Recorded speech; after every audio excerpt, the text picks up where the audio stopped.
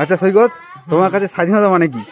দেখো, স্বাধীনতা বিষয়টা হচ্ছে যে এটা মানে কি বলবো, যে একটা বাক্যে বলে দিয়ে যাবে কেমন কোনো মানে এক্সপ্লেন করা যাবে এমন কোনো জিনিস না, ঠিক আছে? তো স্বাধীন মানে স্বাধীন থাকা এতটাই বুঝে নাও। এবার এই জিনিসটাকে পুরোপুরি কি বলবো, যে একটা কিভাবে একটা বাক্যে আমি কিভাবে এক্সপ্লেন করব, ঠিক এটা আছে, তো তা এক লাইনে একটা ছোটটা তোমার যেটা মনে হয়, একটা ছোট ওয়ার্ড বলো, স্বাধীনতা মানে কি? স্বাধীনতা মানে এই যে আমাদের কাকু বলেই দিল বন্দে মাতরম। ঠিক আছে, চলো বন্দে মাতরম। হ্যাঁ, ঠিক আছে ঠাকুর, তুমি বলো তোমার কাছে স্বাধীনতা মানে কি? আগে ব্রিটিশ দাদুরা বিরক্ত করতো মানুষকে, তাই আমার কাছে ব্রিটিশ গুলো মরে গেলে ওটাই স্বাধীনতা। নমস্কার। ঠিক আছে, শেষ। আমরা শ্রেয়ানের কাছ থেকে শুনে নিচ্ছি।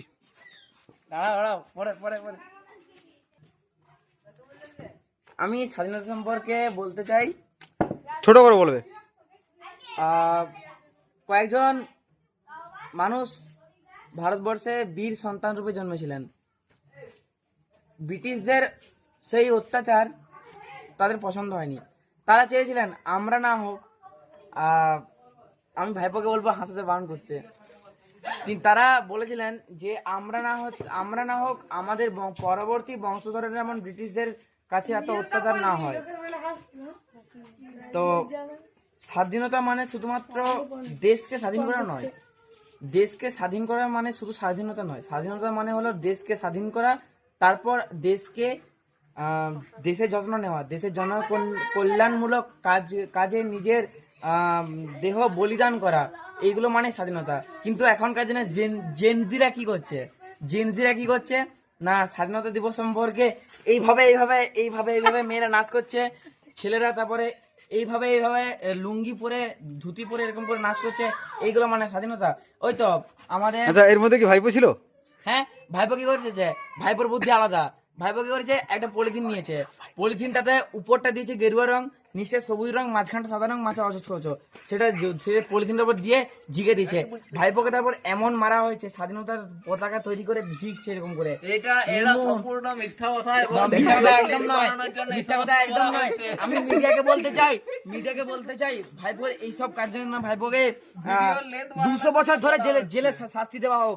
ভাইপোর 100 বছর, তার পরবর্তী বংশধর আরো 100 বছর। এরকম করলে স্বাধীনতা পাবো আমরা। এরকম লোকদেরকে বের করানো উচিত।